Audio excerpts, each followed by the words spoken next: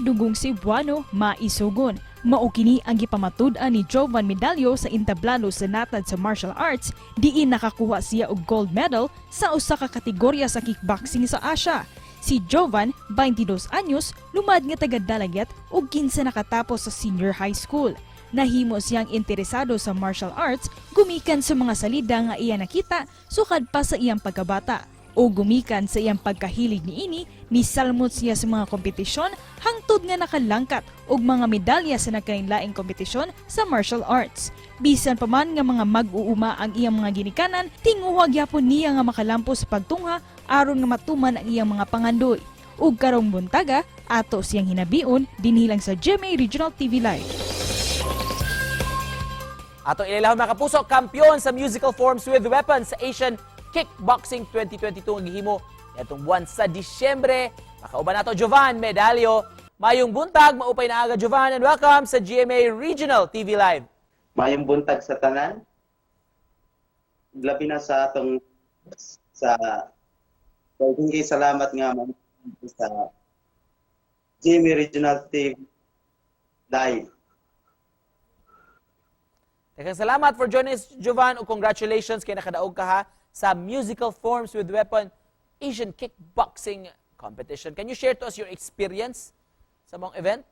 So, isip sa first start na kami sa Bangkok, Thailand. So, yung naka Philippine team. Mga taga-lang.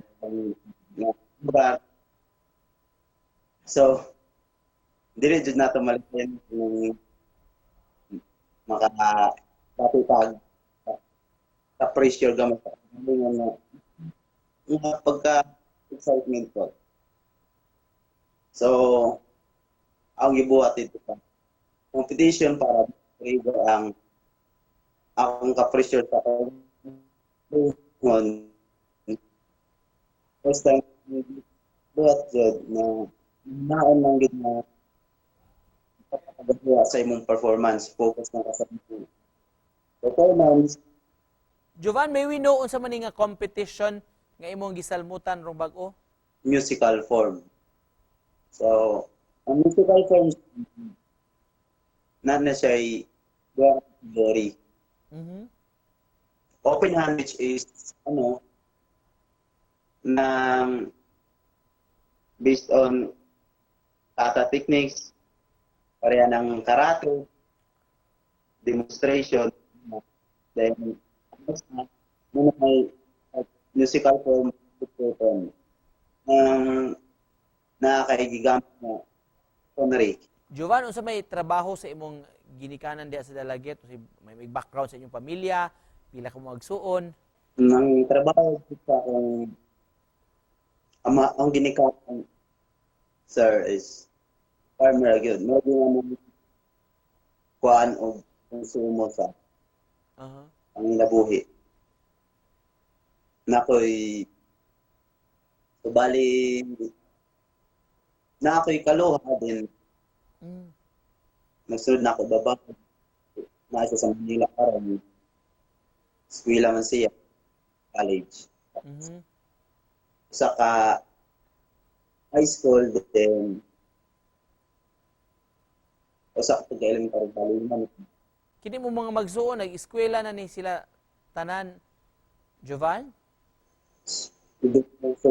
Wala ka sa nang pa-eskwela ka. Lisod man ang eskwela ka, dinag-funsal,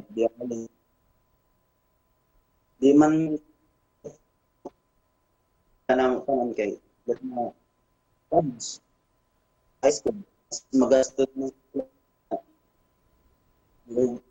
tatag-og sakto na ako ag-alawan.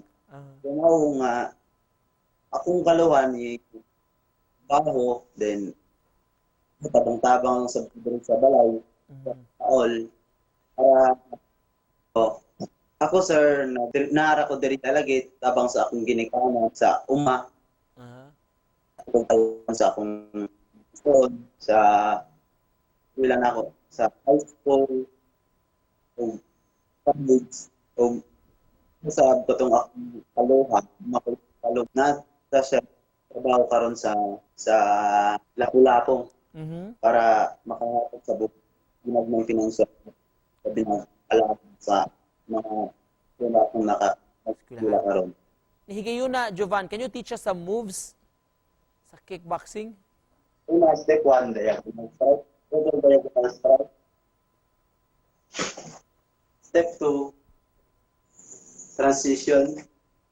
Step 3, diagonal strike. Step 2. Use the handle. Tapos, step 4, alternate.